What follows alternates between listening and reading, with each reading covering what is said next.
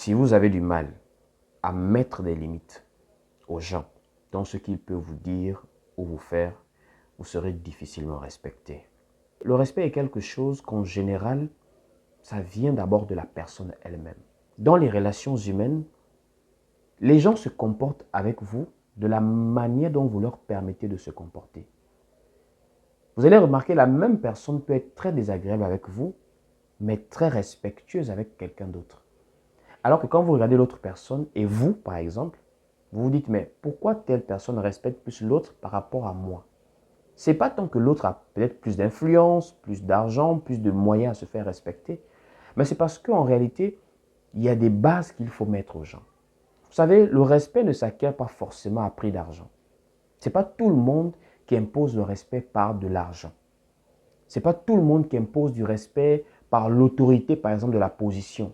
Il y a des gens, naturellement, on les respecte parce que ce sont des gens qui ont des positions d'autorité. Par exemple, le patron au travail, la hiérarchie, le chef, etc. Il y a aussi l'autorité liée, par exemple, à la position. Par exemple, dans la famille, il y a les aînés, des gens plus âgés.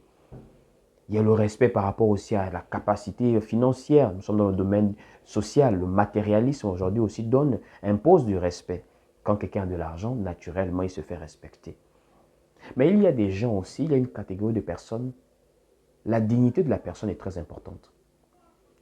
Le fait de se valoriser auprès des autres est très important. Et ce n'est pas une question forcément de moyens. C'est une question de principe, c'est une question de base dans les relations humaines. La façon dont on vous parle, les choses qu'on est capable de vous dire, la manière dont on vous traite, c'est vous qui autorisez cela. La parole dit, aime ton prochain comme toi-même.